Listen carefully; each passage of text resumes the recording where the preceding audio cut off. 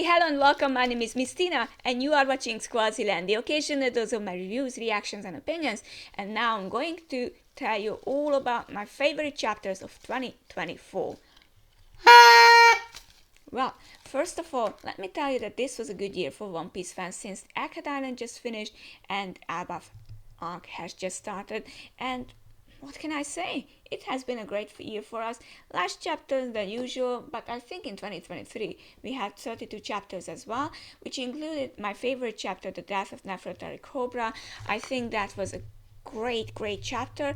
This year I found myself thinking maybe too critical of the chapters, but overall I found 6 of them to be absolutely amazing, and I'm going to tell you why they are my favorites.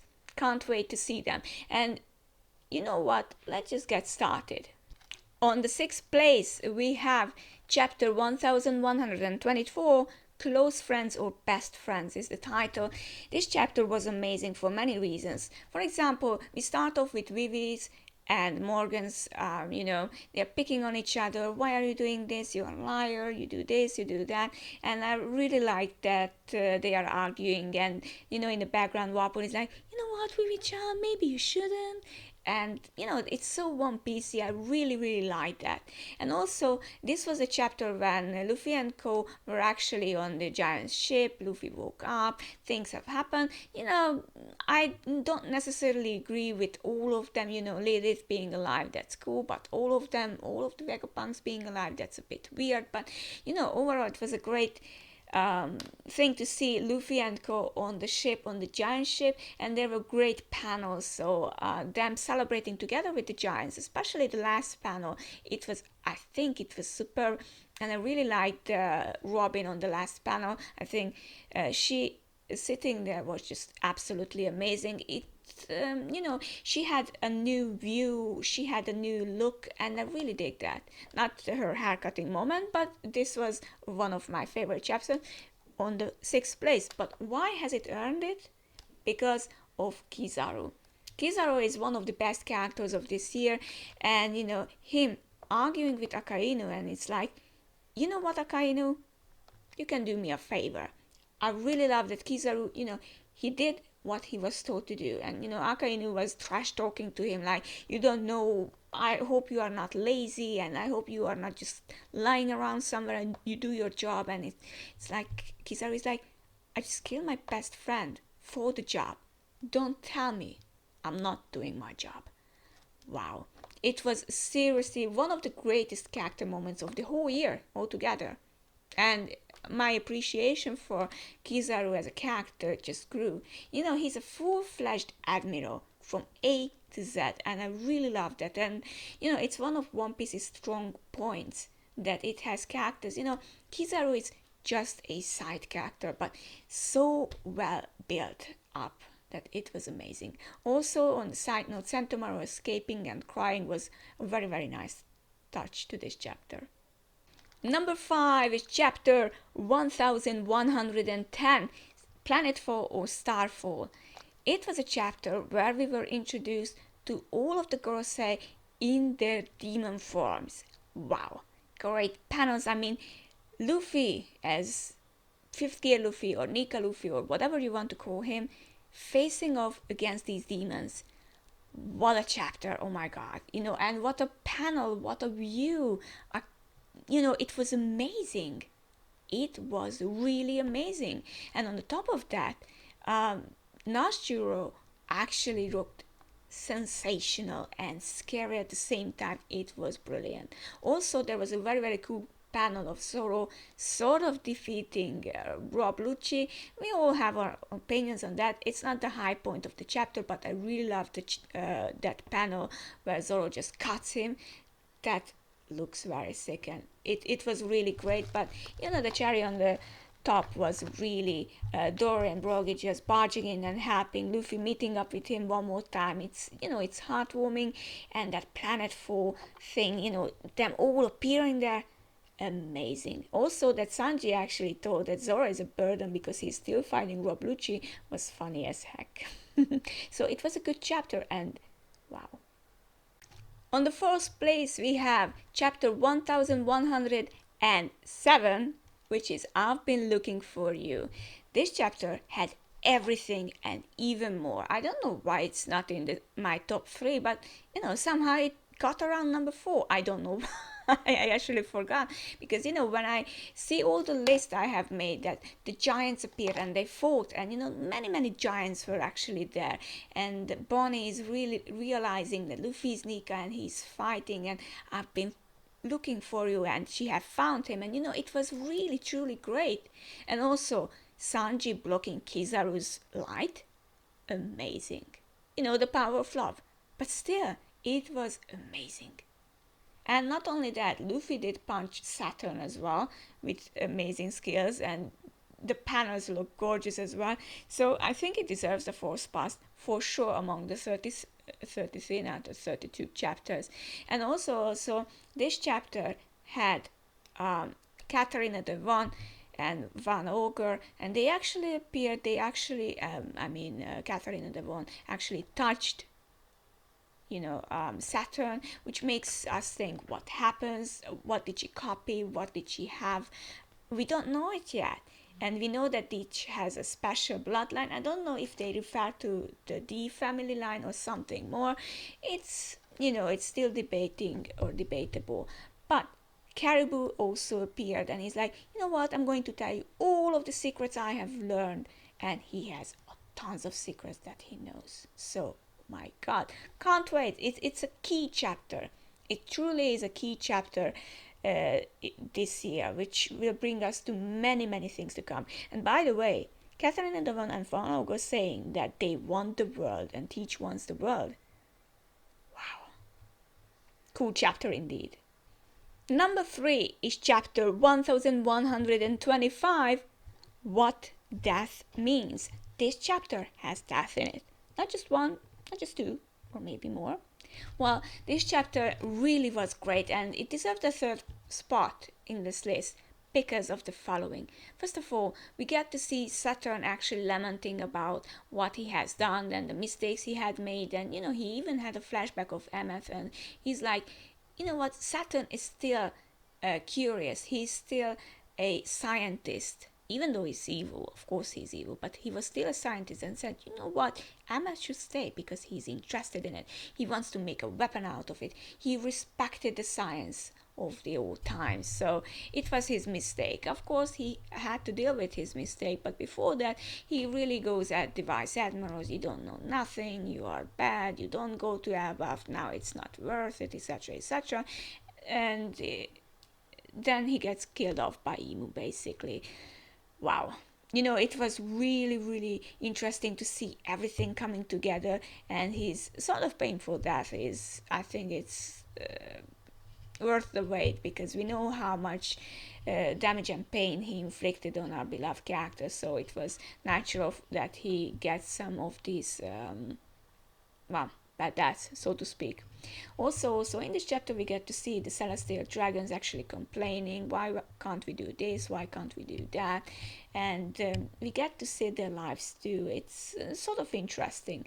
Also Kaku and Lucci declaring that Stussy is dead, or at least dead to them, is another interesting wordplay. What death means. To them it means that they are no longer friends, they no longer know each other. Stussy is really going away. I think that they let them go. We don't know if Rob Lucci knows what happened to her, but you know what? It was a strong moment for sure. Also, maybe the best moment of the whole chapter was when Garlic was appointed to the place where Saturn was. Wow, I didn't expect that to happen, and it was amazing. Such a great chapter. 2024 was really great, don't you agree? I also want to highlight the fact that Addison did save punk records as well, so many things have happened in this chapter too, which I really like. I think it's important in One Piece that these things sort of happen, it's not focusing on just one thing, although that's not bad either. In the number 2 spot, we have chapter 1115, Pieces of a Continent. This chapter was amazing. And Vegapunk is telling us all what he knows, or what he speculates, or what he thinks is right speculation, or almost a fact about what he knows from the past. And it's really nice to see all of the characters actually reacting to his words. Like we go back to Wano to Momonosuke, which I really like, and I have to pick on my cheat paper who else did we see in this chapter, because I really enjoyed seeing all of them. Let's see, there were Foxy. I mean, I don't really like Foxy, but it was nice seeing him. And we got to see Zoe, Nojiko, of course, Dalton, Kurea, Miss Golden Week, and Zoro's village as well. And of course, we went to Kokoyashi village as well. So everything was just so great. And you know what? Seeing the Mellow Black actually portraying Captain Kidd was hilarious. Hilarious. This is why I loved One Piece, and this is why his second spot went to this chapter, because it had humor, it had old characters, it had a Vegapunk revelation, which I'm going to go back to soon, but also he was talking about the old war and many other things as well, and his revelation that actually this place, One Piece's world, was huge continent. There was a huge continent, the islands were connected, and actually the water rose. Wow, it was really very powerful, and you could tell that this chapter is on the edge of perfection. We didn't hope much from Vegapunk's revelations, the usual One Piece revelation like we did with Clover, that yeah that happened too, and whatnot. But this was truly great. And also Stacy had a life crisis. What should she do? Kaku was still imprisoned here, and she actually wanted to save Kaku too, but her cover has been blown. She kind of knew that she couldn't go back to them, so she was on the edge. She had fulfilled her part and role, and now she's like, what am I going to do with my free time, sort of thing. And I really like that as well. Also, yep, Demaro, Najuro attacked Bonnie and the whole Egghead Island. Great panels. I mean, Najuro was the winner of the Demon Lottery because his character looks the most menacing and the coolest of them all. Really great. And the last line, the war is still ongoing. Wow, what a way to end the chapter, right? And this was chapter which earned the second place on my favorite chapters spot. And let's see number 1 in just a minute. And in the first place we have chapter 1122, The Time is Right. Wow, this was the best chapter. It's not a 10 out of 10 chapter, more like a 9.5 out of 10 chapter points, but still, why is that? I'll get back to it. But first of all, this chapter started with a really good cover. You can see a cool smoker there, and it is a tribute to the My Hero Academia's author, which I really appreciate. But I just really like the cover. I really like Smoker there. He looked amazing. And also several people reacted to Vegapunk's words that the One Piece sort of exists, so people are inspired, they are scared. So it actually shows what we usually see in the in-between arc chapter. So this was really nice to see. Also, Najuro was ready to attack and Zoro was ready to defend, and these panels were also amazing. I really like that. Naturally, Buggy appeared too, which is always not the highlight of the chapter, but it's definitely in the top spot for sure. It's not because of him that this chapter and the number 1 spot, but because of Luffy and Ameth. Luffy and Ameth, they communicate, and Ameth realizes that Luffy is not exactly Joy Boy, but he has a similar spirit.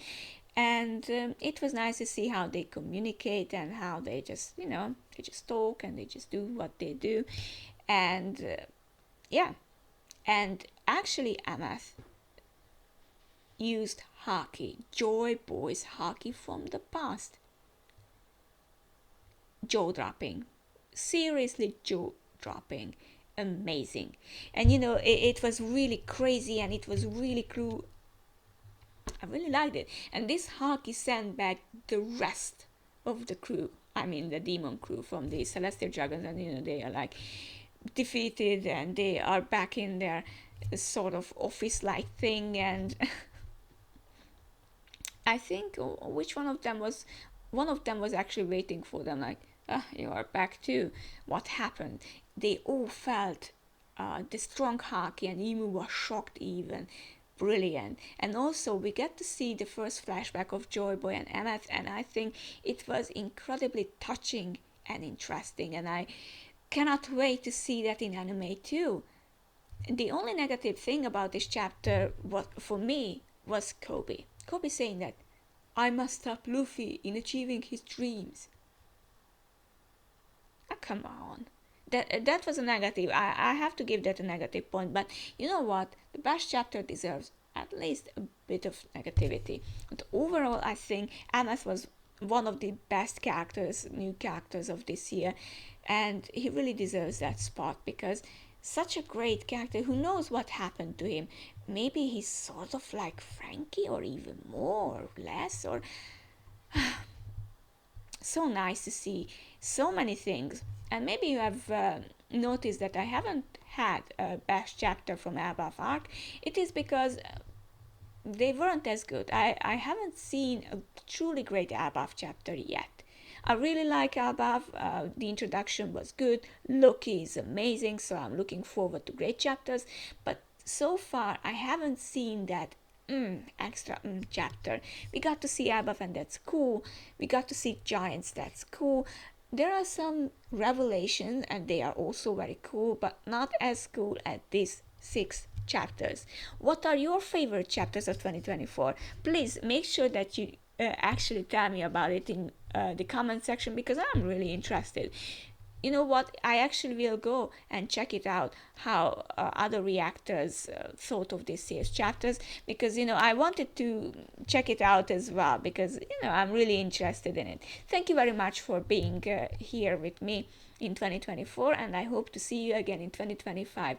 Until then, have a nice and great new year. And by the way, I found this because I've been looking for this. Happy New Year to everyone. See you in 2025.